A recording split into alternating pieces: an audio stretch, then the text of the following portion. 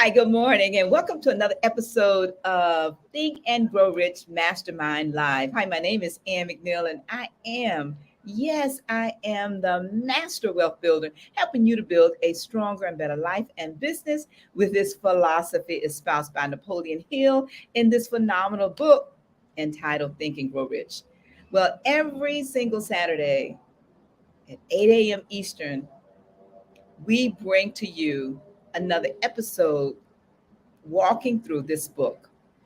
And this month, we're focusing on the principle of the power of the mastermind, not just the mastermind, but the power of the mastermind. I just completed a book entitled The Mastermind by the Napoleon Hill Foundation. And this book was a synopsis written in the first person by Napoleon Hill, where he talked about how the power of this principle worked in his life. And you'll have to read it for yourself. But I will tell you, it was so encouraging and inspiring to me to watch over a 30-year period of time how Napoleon Hill walked through, struggled through, and was challenged through 10 failed businesses and three failed marriages until his fourth marriage. Yes, I did say that. Yes, 10 failed businesses and three failed marriages. Now, why is that important to this principle? Well, he says that when you employ this mastermind principle in your life and in your business, and you are connected with the infinite intelligence, accumulated experience of the lives of others, and the research that you will do over a lifetime, it will help you to build and live a better quality of life with individuals who are holding you accountable.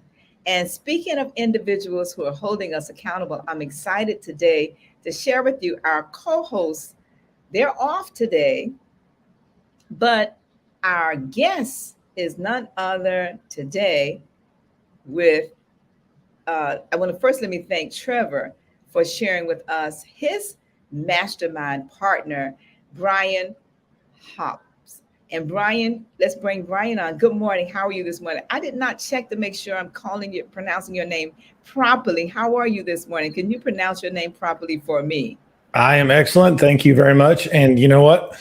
You were very close. It's Houpe, kind of like house, but Houpe. And for what it's worth, 90% of the population tends to say hoop. So you are in the top 10%, getting it closer. So that's, yeah, and thank you for having me. I'm excited to be here. All right. Thank you for being here. Brian, just tell you just a little bit about Brian, and we're going to have him tell you a little bit more.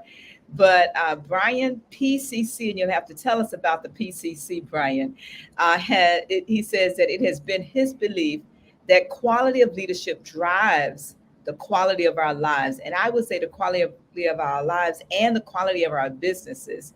And for him at ReZone, he provides executive coaching and leadership development specifically for those of you that's listening, specifically tailored for executive leaders. And these leaders are leaders of leaders. So yes, I did say that. The leaders of leaders, and you know who you are. And if you're not a leader of leader, then Brian may not be for you. That's Ann McNeil isn't saying that. Because as you mastermind, you will find that only iron sharpens iron. Iron cannot sharpen paper. And so Brian is in the business of sharpening iron, and he frequently works with experienced leaders who are taking on bigger roles and more responsibility to ensure that they thrive at that executive level. So peak performance, value of time, continuous growth, high quality of life. Brian Houpe has led multiple teams through 5 mergers and acquisitions and fast-paced television and advertising industry. And Brian, I see you smiling just slightly because you have done a lot. And so we want to welcome you to this podcast this morning, and want to have you tell us a little bit more about how did you get here? What's your story? I know all of these wonderful things are great, but I'm sure you were not born with all of these abilities. Well, yeah, thank you for the introduction. And yeah, it's interesting. Now that I think about it, since you walked through so much of my bio, I got to figure out what parts to add and what parts to talk about. Yeah, I am an executive coach, and I've been an executive coach for about the last 10 years full time. Um, but before that, I was in the TV advertising business for about 20 years. And, depending on if I'm talking to you at a barbecue or a cocktail party, that might not be what I tell you at first. I'm probably going to tell you that I'm a dad and I'm a grandfather and I'm an uncle. A big part of my life is the four boys that I have raised and continuing to raise, and then the grandkids as well. But yeah, I shifted from the TV advertising business where I dealt with a lot of change and chaos as a leader, and I decided to shift into the business of coaching, and ultimately found a sweet spot in the executive leadership coaching where it comes to executive leaders who have been successful in their previous leadership roles, but now they're at an executive level and they've got to figure out what parts of their leadership that they hang on to, what parts of leadership that they drop, and what parts of their approach that they need to learn that are brand new. And that comes to how they lead themselves and how they interact with others. A lot has to do with mindset and approach and mentality. Some things that are very relevant with Napoleon Hill and the Think and Grow Rich principles. As you and I were talking as we warmed up, I originally discovered that book probably 18 years ago, and had been implementing some of those things unknowingly, and then realized that there was some more that really helped make a big difference for me. And I was thinking back, I remember that I had a original iPod that was about the size of a brick. And I had Think and Grow Rich on that. And I remember walking around the neighborhood. I was thinking through when that was, and I can remember walking around the neighborhood I live in now, which was probably around 2004. And I remember it encouraging me to go take my walk again so I could continue to listen to Napoleon Hill and those principles. It's reminding me of no excuses. There are no excuses whatsoever. And as we were talking, we want to welcome all of our, we have some dedicated, I mean, really dedicated group of masterminders that come on every single Saturday. So we want to welcome all of you, Renette Gordon, Angelina Buckley, Cherise Dubose, and everybody. Colette, always, Colette, I think you come on before I come on, Colette, because you're normally number one between you and Doretha Dennis. And thank you so much, all of you. But what Brian is doing is he's reminding us that there are no excuses.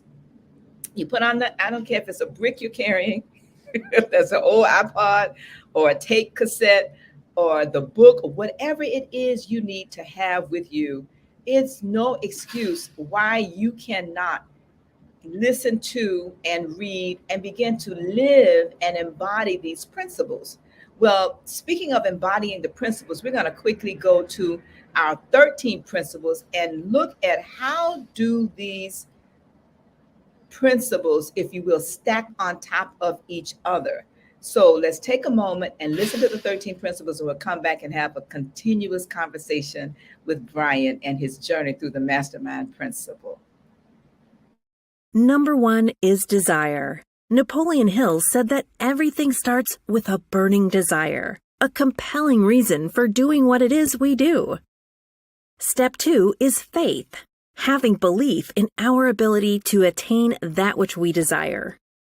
Step 3 is what we call autosuggestion. Autosuggestion simply means being very intentional about the things that we are pouring into our thoughts, into our brains, and into our consciousness. Our brains, our minds will receive everything automatically, but we have to work extra hard to make sure that the positive things are what we are feeding ourselves, because those positive thoughts are going to turn into positive actions. Step number 4 is specialized knowledge. No one person knows everything. even about whatever their particular area of expertise might be. And the value of the MasterMind principle is using the specialized knowledge of other people.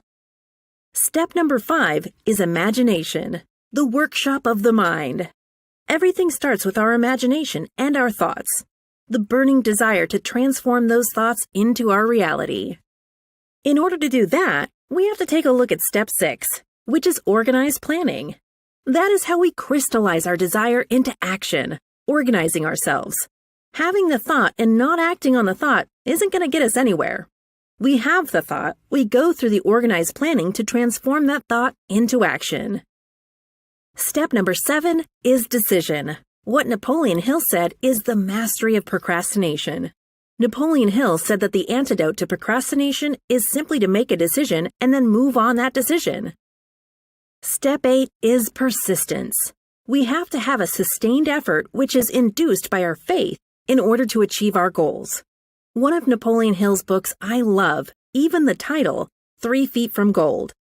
Those people who became rich during the gold rush in the wild, wild west days didn't do that because they were necessarily smarter or had better information than anyone else. It's because they stayed just a little bit longer. Sometimes people left when they were just literally 3 feet from gold. So hanging in there, being persistent, is step number 8. Step number 9, the power of the mastermind, the driving force. None of us can accomplish anything on our own. Everybody, I don't care who you are, from the most prominent person to the person who might be considered the lowest on the totem pole, everybody has someone who helped them get to where they are. And the power of the mastermind is being able to use those influences around us, use the thoughts, use the knowledge, use the exploration of other people to help us in achieving our goal. Step number 10, the mystery of sex transmutation. This title can be a little confusing, but essentially what the mystery of sex transmutation means is that we oftentimes in our society think of sex as being purely physical. It is absolutely physical, but what Napoleon Hill teaches us is that sex also has an emotional element, and that sex is the strongest of our desires. That if we can take our sexual energy, transform that into positive, creative influences, it can propel us to new heights. And so we spend quite a bit of time talking about the mystery of step 10, which is sex transmutation. Step number 11 is the subconscious mind, which Napoleon Hill tells us is the connecting leap between our human mind and the infinite intelligence, the source of all thought, the source of all creativity. Conscious mind, we spent some time talking about how we use that through the influence of autosuggestion and what we're feeding into our mind. Step number 12, which is the brain, the broadcasting and receiving station of thought. Final step number 13, the sixth sense, the door to the temple of wisdom. This is the final step through which infinite intelligence may and will communicate voluntarily without any effort from or demands by the individual. The principle is the apex of the philosophy. It can be assimilated, understood, and applied only by first mastering the other 12 principles. Wow. Wow. Can you imagine? Can you imagine being able to use within your mastermind group the wisdom, the knowledge, the understanding, the thoughts, the ideas of like-minded individuals who are willing to hold you accountable for your dreams and your goals? That is what this podcast is about. And so we want to thank you, Brian, again and again. Brian shares that he is, I want to call it an obsessive overachiever. What does that mean, Brian, as a part of being in your mastermind group? What does an obsessive overachiever means? Well, I'll tell you, one of the ways that might help make that more clear is I would say, so when I was in the corporate world, this was probably 20 years ago, we had a Christmas party, and we did kind of a fun little exercise where it was you would give these little awards like you may have done as a senior in high school, like class clown and best dressed and, that sort of thing. And one of those was office workaholic. And I learned in this Christmas party that I was hands down the office workaholic. And that was not a badge of honor. That was a frustration I had. That was actually, I'll tell you when that was. That was 2008. And so I was in the advertising business, and the business had declined significantly. Yet I worked for a big company, and our goals were to grow 10%. And we grew about 7 or 8%. So we missed our goals, and yet I was viewed as the person who worked the hardest and the most and obsessively. And it was a real blow for me. And reflecting on it later, and I wish I was in a mastermind group at that point. I was not. Reflecting on it later, most of my competition was down 25%. And if you really were to take an objective look at it, my team was really successful. But for me, I was so obsessed with my goals as it related to my career. I was sideways a little bit, and it wasn't. It's interesting because a little bit earlier than that, a few years before that, my wife had gotten breast cancer for the second time. And there was a period of my life where when we went through that, I reset my focus. And once she got a clean bill of health, I fell back into my habits from before. And I was, as I say, embarrassingly recognized as the person who worked harder than any of the other 150 people in my organization in my local hub there. And that's not something that I'm necessarily proud of, but it's related to a lot of the folks I work with, and I think it also speaks to the fact that there needs to be a balance. So that's how I answer that, I guess. Wow, we talked earlier about the fact that a few weeks ago, Trevor Blondell, your mastermind buddy, Mm-hmm. was a guest here on this podcast. Mm-hmm. Can you share with us, how did the mastermind group come together that you now are in with Trevor? Absolutely. So their mastermind is 3 of us. I've been a big fan of the mastermind concept. And since I have been an independent entrepreneur for the last 10 years, I have attempted to create a productive mastermind. And I have failed repeatedly. And it's interesting, I kind of given up for a little while as it related to the people I was around. And probably 3 or 4 years ago, I've been interacting with Trevor pretty regularly. He and I went through the same executive coaching training, and we met each other in that process. And there was another individual, Nicole Pravanchi, who is another executive coach that I had gotten to know. And I was talking to each of them pretty regularly in a bit of a kind of one-on-one mastermind type of way. We would talk about accountability and talk about challenges we were dealing with and goals.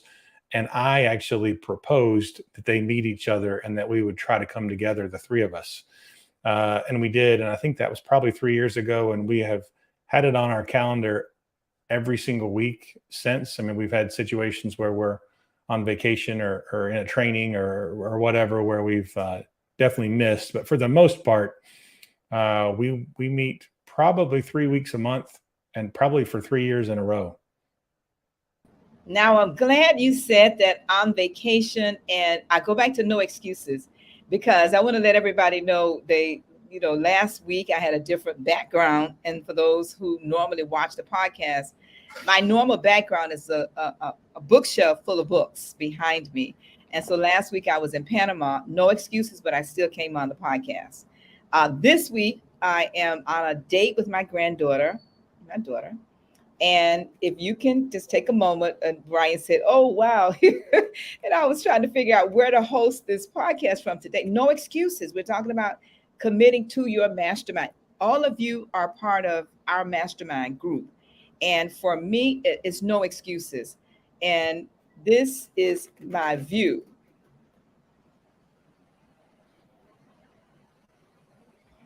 So no excuses, because I could easily say, like Brian says, when you commit to a mastermind, it's a commitment to the commitment. And so you have to decide, are you committed to your goals, your dreams, and your objectives about whatever it is that you desire? And I want to go back to something that Napoleon Hill says about, um, you know, go back to the desire principle and ask yourself, how much money do you want? What are you willing to do in return for the money? Some kind of product or service. By what date do you want that money? What is your plan of action? And where is the affirmation statement you're willing to recite once a day, once when arising in the morning, and then once before you go to bed at night? Those are what I call the 6 keys to riches. And if you're interested in getting those 6 keys, you can text the word ANN, ANN, at 55678. 55678. Text the word "and" in the chat at 55678, and we will send you those 6 powerful keys to riches. And you would take those 6 keys, and I'm going to suggest you do this too, Brian. I already talked to your mastermind buddy Trevor about this on the podcast that I was blessed to do on his podcast. But I believe that Napoleon Hill had the key to the power of the mastermind principle in your mastermind group. When you meet every single week or every single month or however often you meet, and this is for all of us, if you're not discussing and challenging each other, how much do I win by, these 6 keys? What are we really talking about? And again, if you text the word "and" in the chat at the number 55678, I'll send that to you. But I want to come back to you, Brian, and let's talk about within your mastermind group. Can you walk with us? What does that look like? Because this is the mastermind principle. And our desire as a part of the International Mastermind Association is to help individuals understand, what is this mastermind concept? So can you share with us first your aha moments from rereading the principle in the book? And then can you share with us, are you using any of these within your mastermind group when you meet? Yeah, sure. I think for me, one of the things that jumped out at me as I was rereading the chapter recently was a reference to Henry Ford, and how Henry Ford came from what felt like a pretty disparaging situation, with poverty and lack of the right knowledge and all that type of stuff. And then within a matter of, I think it said, 10 years, he was one of the richest men in America. And it talked about his connection to, I think it was Thomas Edison, and how, and it's interesting because when I think about Henry Ford, and I quote Henry Ford from time to time with his wisdom, and he's not necessarily known as, okay, he pulled out this great wisdom as he connected with other very wise people. And so that to me was a big aha. And as I think about, my mastermind, definitely there's a lot of accountability there. And I also think it's important to reference, this idea that within our group, and as I mentioned, my embarrassing workaholic situation in the past, to me, I was obsessive to the point of where it didn't align with my ultimate overall values. And learning about and dealing with the realities of the fragility of life with my wife's cancer. And then also I've raised a couple of nephews that their mother had a substance abuse problem, my wife's younger sister. And, dealing with some of the realities that are independent of my financial goals helped me figure out, okay, how do we balance these two things? And when I think about a mastermind group, that one of the things that it has in the book too is the importance of like-minded individuals. And I think I can't emphasize that enough. One of the reasons that my group works is not only do we have the same goals, and not only are we accountable to each other and we have consistent interaction, we've agreed on the same values. And so with us, the opportunity is some of our values are to unplug from work for a while and fully engage with our families. And so we've decided up front that there are going to be some times where we don't meet. Um, uh, when I think about my other masterminds in the past that didn't work, I don't know that we were as clear about some of those things. And so exactly what you're saying, if the intention is to be there consistently and then people aren't there, then it's difficult to get it going. It reminds me this week, I did some team building work around the 5 dysfunctions of a team that some people may be familiar with. And it works through these 5 steps that get into play. And the bottom step is trust. And without trust, we can't move our way up through the steps to be an effective team. And I think when I think about a mastermind, it has to be an effective team. And we have to have that trust that has to be built. And if I think before, so much of the masterminds I have participated in that didn't light a fire. They were only aligned on goals. And so being able to find that like-minded portion is so helpful. With Trevor and Nicole in my group, we are similarly in our journey as far as the tenure of our own entrepreneurial businesses. But we have different interests and we challenge each other. We have different backgrounds. We have different knowledge base, and we're diving into different things. You mentioned that you met Trevor through the NSA. He's very involved with our local NSA chapter. And so he's very deep in that with knowledge of being a professional speaker. I've been on the board of our International Coaching Federation for our region in a few state area. And so I'm really deep in that place. And then Nicole does a lot of things in with facilitation and nonprofit work and speaking as well. But we some PR and some marketing. We come from different angles and we're able to challenge each other and help each other continue to grow because we've established up front that we want a lot of the same things. I think one of the ahas for me that I need to revisit, to be honest, and something we talked about, I think whenever we were warming up, or maybe you said it a minute ago, but having a shared goal. We have some shared goals, some individual goals, and we have some accountability on those goals. But the idea of what is our overall goal, and I think we haven't necessarily put that in writing. And so I think that's probably something good for us to do, but we absolutely are continuing to put in we speak on a regular basis. What are our goals for the year? What are our individual goals for the quarter? What are we committing to? How do we do on that? And when I think about what's in the book, I'm looking down here at the book on my corner here, but then at the same time, I think about the things that are in there. We make each other uncomfortable in the interest of helping each other get to our goals. And there are times where I got to be honest, I don't necessarily love that. But at the same time, in hindsight, I do love it because it gets me where I want to go. It gets me there more quickly, and it gives me a dose of reality that maybe I'm not getting from another outlet.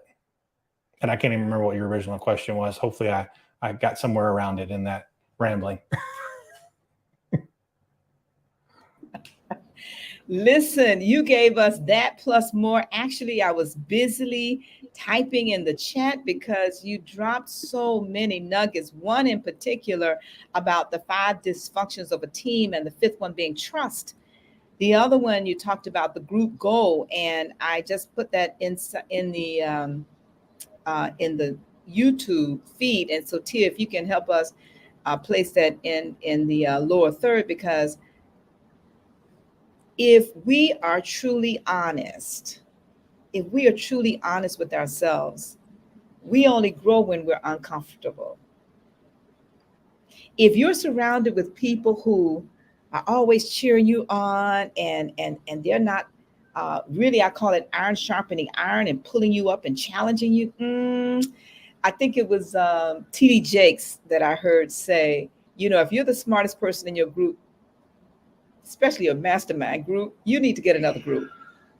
You need to get another group. And I want to thank Doretha Dennis and Sharon Jackson and Mariama Williams, Dr. Betty Knighton, Dr. Williams, Dr. Knighton, and Stephanie Ebanks. We're in a mastermind group together. We meet every Monday morning at 6 a.m. Yes, Eastern time.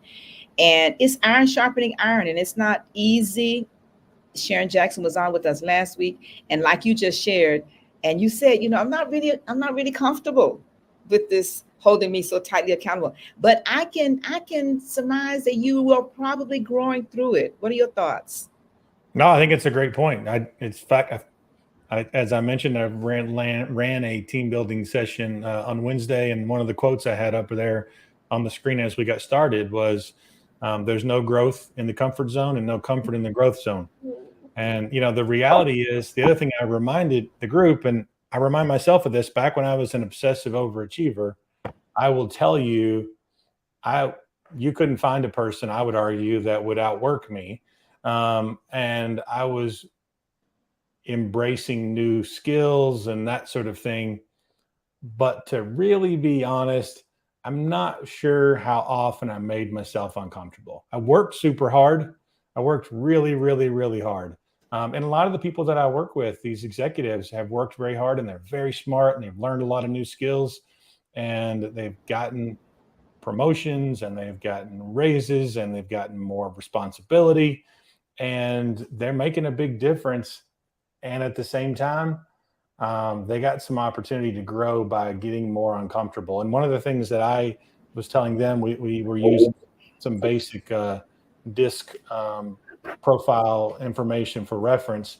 And I was reminding them, look at the fear, the things that we fear in the different groups. And depending on sort of how you're wired, you might fear instability, or you might fear the disapproval of others, or you might fear being uncomfortable.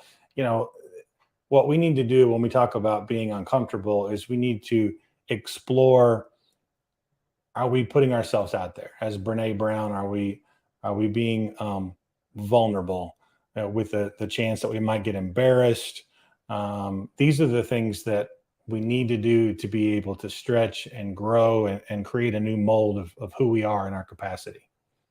Wow. You listen, Napoleon Hill shares with us, and you just reminded me, he said that, wow, that the mastermind principle is an economic feature, right? And when Andrew Carnegie called it to his attention, that it really began to change his life by making him look at areas of his life, by surrounding himself with other people. And that's what you're reminding me of. Like-minded, like-spirited individuals who are holding you accountable. And it's not easy. It's not easy. Actually, if you have a growth goal, and I just put what you said in the chat on the in the thread on the YouTube, when you said there's no growth in the comfort zone and there's no comfort in the growth zone, right? So when you think about your growth, I just was writing a note, because many of the items you discussed, I put in my book. The book is entitled How to Start and Run an Effective Mastermind Group.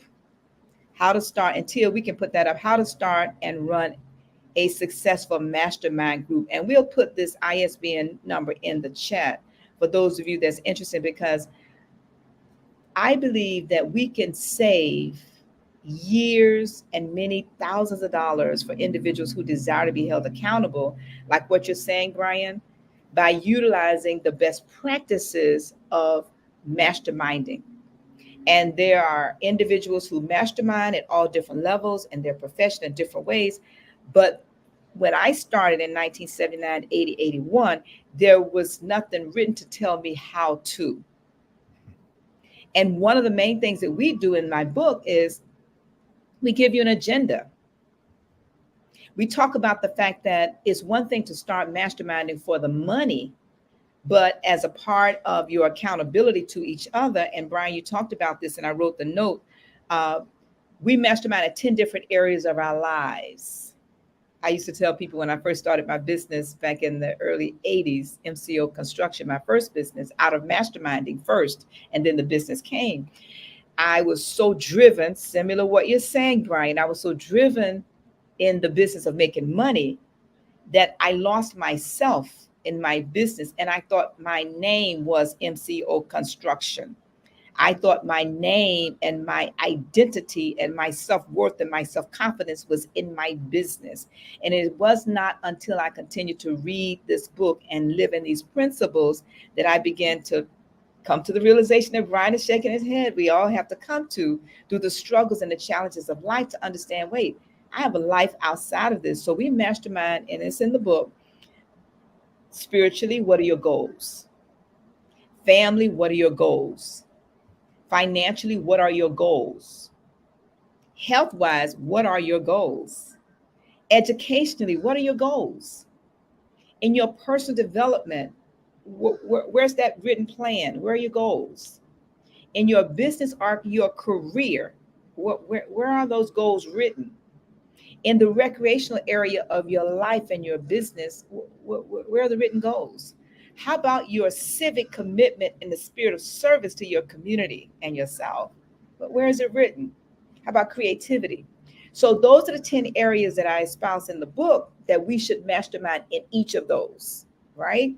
But I also would challenge you, and we put this in the book, that you set these goals for 6 months, 1 year, 5 years, 10 years, 1 year, 6 months, 1 year, 5 years, 10 years, 20 years. Right now I'm in the 40th plus year. And so when you each think about, and Brian, I want to bring you back and just talk about something you just mentioned. In the prepping for this podcast, we talked about the fact that what we do as a part of International Mastermind Association, you and your group, let's say you have buddies in the group, and the buddies connect with each other in between meetings. And then you come together as your group.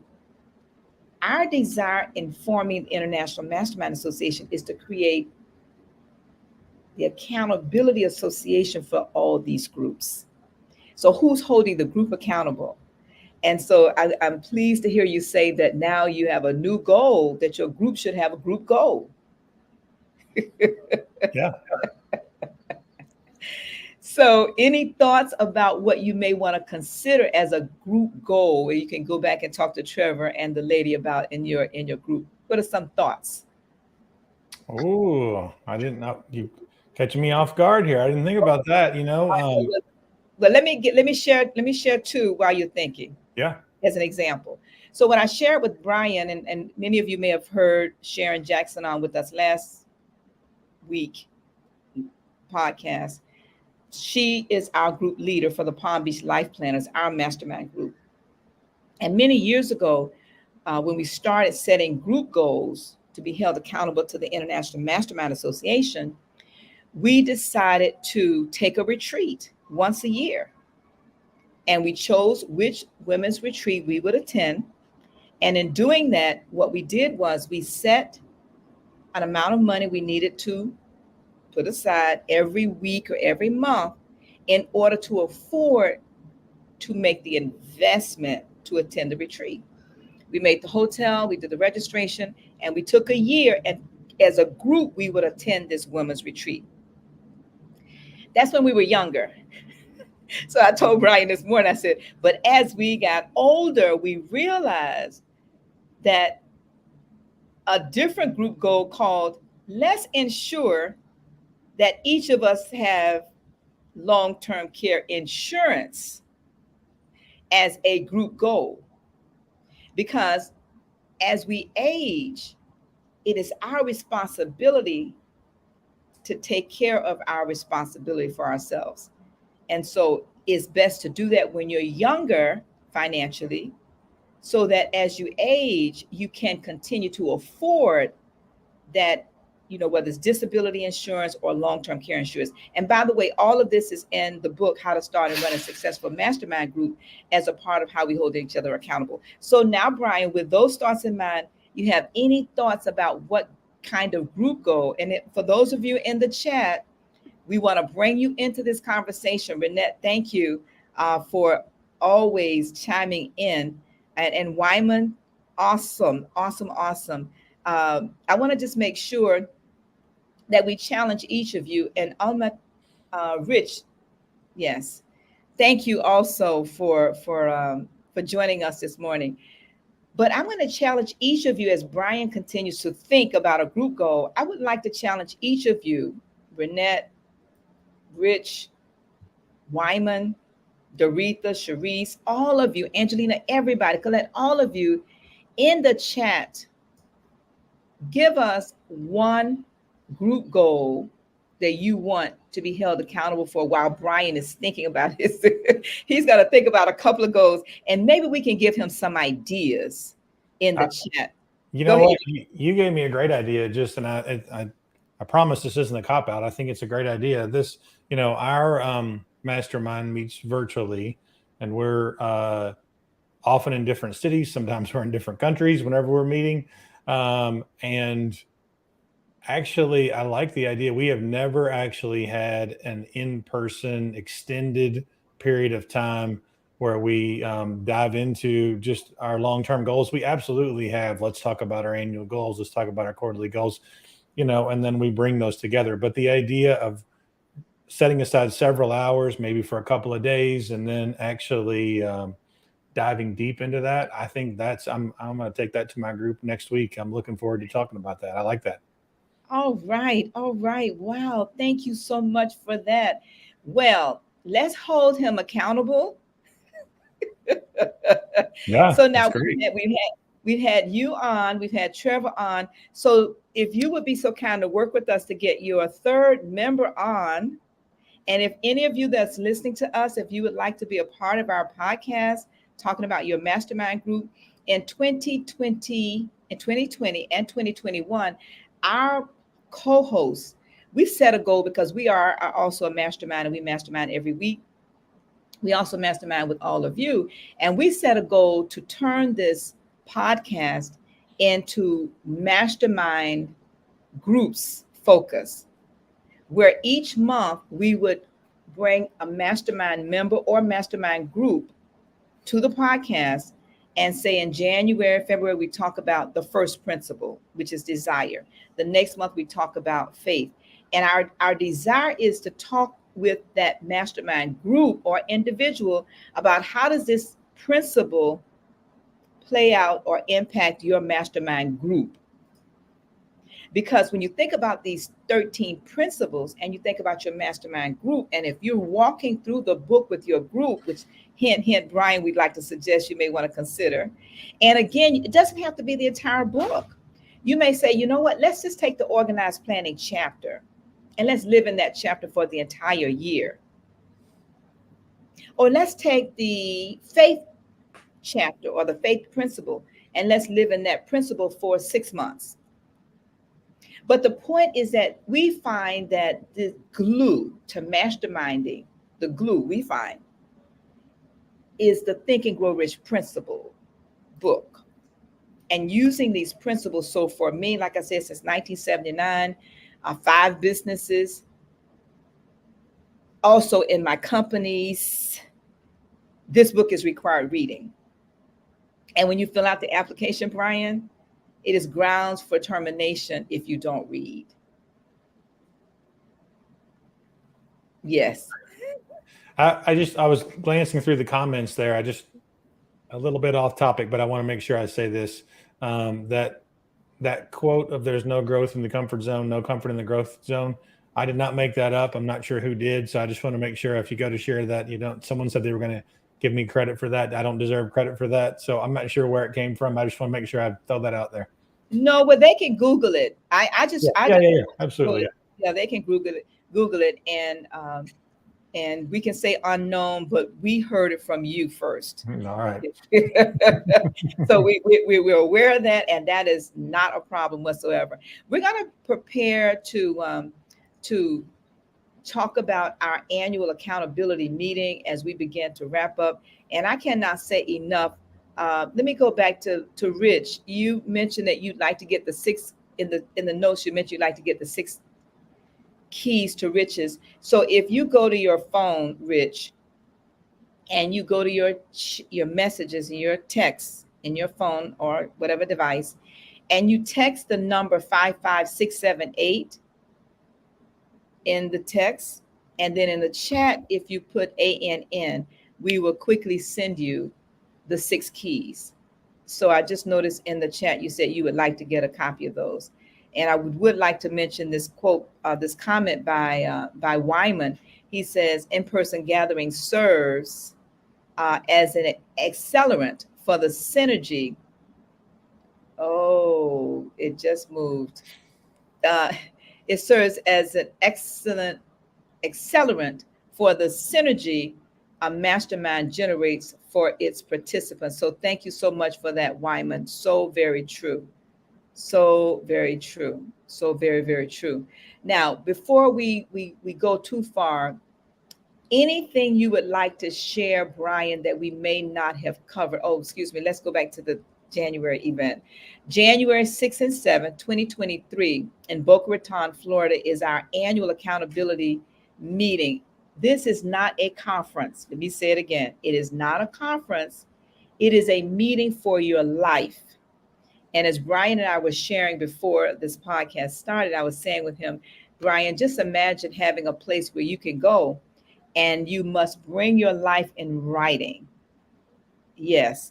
Once you register at www.internationalmasterminders with an S.com, and Tia, if we can put the link also on the JPEG, then that way people who are watching this in the future can go directly to the website to register. But if you go again to internationalmasterminders.com, you can register for our annual meeting for your life, and the investment is pennies on the dollar in the return that you get back. And we want to thank Wyman. He has brought his family from the first time he came, even during those tough years. So thank you, Wyman. So many of you that have come. Angelina Buckley, I know this is her first year coming, and you can put in a comment chat, Angelina, any thoughts to encourage other people or why it's important to come. But imagine bringing your family, Brian, your children and your grandchildren. Imagine bringing, right now we're I am 3 generations in bringing my family, my children, and now my grandchildren to this meeting. So how can you just imagine, Brian, your grandchildren who read this book? What will their lives be like 10, 20, 30 years from now? That's your Social Security, by the way. Yeah, there you go. Listen, I'm laughing, but I'm reminded of the commercial on TV where the guy is, he has like a 5 or 6 year old child, and he's throwing the tennis ball, and underneath it says, "This is my retirement plan." But listen, are there any thoughts, any comments you'd like to share? Anything we did not cover as a part of how you mastermind, or any best practices you'd like to share with our listeners? I think I may have said it, but I was just looking. I scribbled a note or two before we get started, and I wanted to make sure that I emphasize, based on my experiences with masterminds, when I think about the differences in the one I have right now that is flourishing, has flourished for 3 years and continues to flourish, and those that kind of went in fits and starts, I think that the biggest difference is an alignment of values. And I would encourage people to put the work in to talk through what the values are, what your values are, what the values are of the others that you're getting in the group with. Like for me on my website, if you go to my name, brianhoupe.com, and you go to my about section, you can see that I have published my values for the world to see as it relates to my business. Some of those involve some things in my personal life, but going through an exercise of establishing what you do value helps to guide how the mastermind will hold each other accountable moving forward. And it also can catch, just having the same goals is nice, but it's so much more difficult to develop the deep levels of trust if you don't have the same values.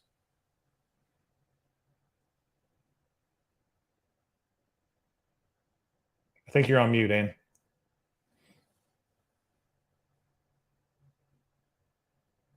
Thank you. I have the stream in the background and the all this water flowing. So I just want to make sure that everybody could hear you clearly. That is powerful because going back to the point that Napoleon Hill talks about, he said, your mastermind group individuals must be of like mind and like spirited. Now, this is a test, Brian, that Napoleon Hill shares. And when you think about it, you are right in alignment with it. This is what he says. He says, that your best mastermind partner actually is your spouse. That's first. Okay. Now, with that aside, to really have an effective mastermind group, you should start with one person. And the two of you must be in total agreement of like minds and like spirited about the third person. Yeah. And I don't know if I told you if we talked about this one-on-one or if this was in the group setting, but I had a relationship with each of these individuals one-on-one that had been going for a few weeks. And I was like, wow, like we're so in sync, both sides. I want to put them together and see if they would be in sync with each other. And yeah, that's exactly how that worked. And talking about spouses, I mean, I was fortunate that my wife, we both had previous marriages that didn't work out, and we were friends, single parents, and we were friends before we were, a couple, and ultimately, a married couple. And so it's this sort of alignment. I talk about alignment a lot, and it is so important for people to be mindful of alignment. It's crazy. Well, I'm going to leave crazy for another show. It's powerful. It's empowering. And the reason I said that very quickly is because there's power in the spoken word. Great reminder. Thank you very much. Counsel, clear that crazy. And we're going to bring Brian back on. Another phenomenal book to read, if any of you love to read, is the unconscious is called Unconscious Language. Unconscious language. If somebody can put that in the chat. Wyman, I don't know if we talked about this a long time ago as a part of our Black NSA Mastermind, Unconscious Language. But anyway, you want to read a very powerful book about your inner voice, Unconscious Language. I don't remember the author, and somebody can Google it, but that is powerful, Brian, your wife, and then bringing together your mastermind group. And I bet it will be very interesting to know if you've thought about bringing on a fourth person. We have, and we've decided against it. That's my point. Yes. Did everybody hear that? Angelina Buckley and all of you who are partners with me in our Clarity and Mastermind, one of the most powerful groups you can have is a small group of like-minded, like-spirited individuals that have synergy and energy. And oftentimes we think more is better, and sometimes more can actually be worse when you talk about a mastermind group. Because it's not about all of that. It's about iron sharpening iron and having people hold you accountable, but you must also be willing to hold them accountable. As many of you can see, this is one of my favorite subjects. I'm going to wrap up because my time is short. How can people reach you, Brian, if they'd like to connect with you? Probably the easiest way is just type in my name, brianhoupe.com. That goes to my website. And then if you're on LinkedIn, follow me on LinkedIn or send me an invitation to connect and mention that, you saw me here. And I am in the habit of putting things out on LinkedIn on a regular basis that I think are relevant to senior level leaders. Really, they're relevant to any leader. But with the idea of being attention on the senior level executive leader or any leader of other leaders, because when you're a leader of others, you've got to think differently and you got to show up differently. You got to lead yourself differently and interact with others differently. And that's the business that I'm in. And I'm so thrilled to be here. Thank you so much. And I appreciate everyone who got up early to get on here live and to type in comments. And so thank you guys so much. And thank you, Ann, again. And thank you, Tia, for the behind the scenes work. Thank you guys so much for allowing me to be here. No, thank you. Oh, so powerful. Thank you. And Tia just gave us the correct name of that book. It is called The Logos of Now. Powerful book about the subconscious mind and the words we use to bring energy to us. My name is Ann McNeil, and I am the Master Wealth Builder, helping you to build a stronger and better life and business. And you can connect with me by going to annmcneil.com. I am so honored, Brian, to have you share. There are individuals who will not hear my voice. They will not hear my voice. They will not hear Dr. Peter James' voice. They will not hear Galen's voice, but they will only hear your voice. And so we are honored to have you here today. And this was such a even flowing, powerful, inspiring conversation. And I want to thank you. I will encourage you to consider sharing the Think and Grow Rich book with your clients, and imagine how differently that relationship will build between you and the firms and the individuals that you coach and that you do consulting with. Because the foundation will challenge them and ensure what you're saying to them as a third-party validation. All right. And so we'll talk offline about bringing your third person. Now we've had all two of you, and it'd be great to get the third. We want to also share with all of you that's listening that on Tuesday, we're hosting our Think and Grow Rich Mastermind beta test. You can go to internationalmasterminders.com/group mastermind to register. And we will be talking about the good and the bad and the ugly of masterminding. This is an association.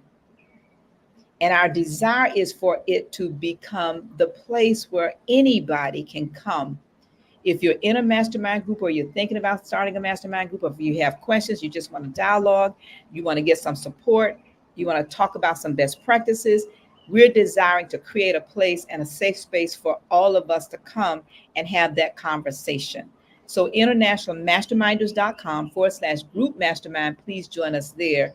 And the date, Tia, if you can put that in the chat for those who will be listening in the future, it is always the second Tuesday.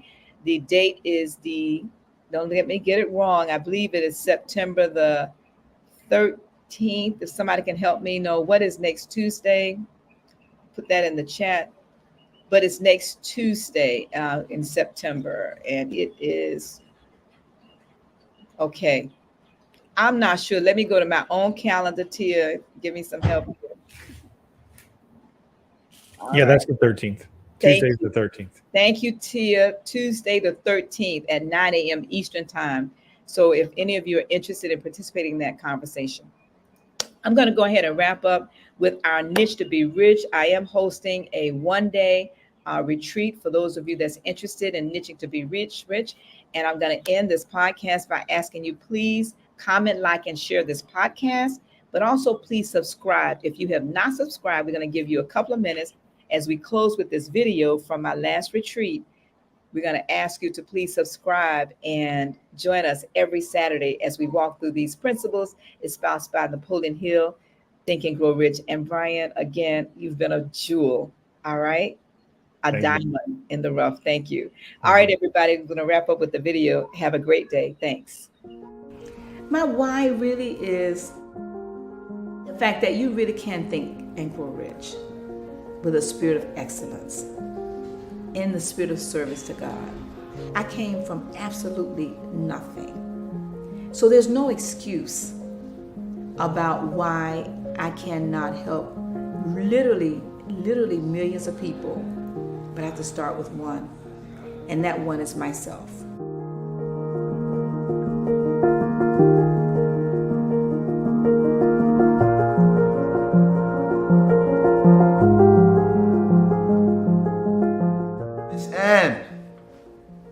Such a gift. The way that you have curated this space for people to be safe, to be seen, to be heard, to be validated, to be encouraged, to be lifted up in a way that allows them to see beyond what they may have ever even dreamt to be possible is special. It's a blessing, it's a gift, and it's transformative.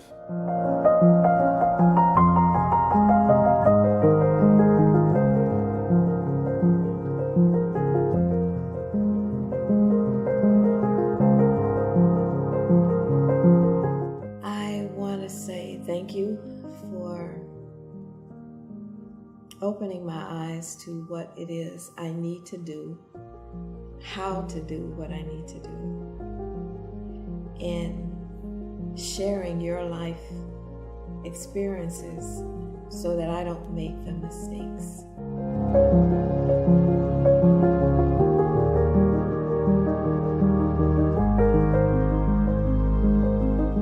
You need to surround yourself with individuals that see something in you that you can't see. Because once they see that,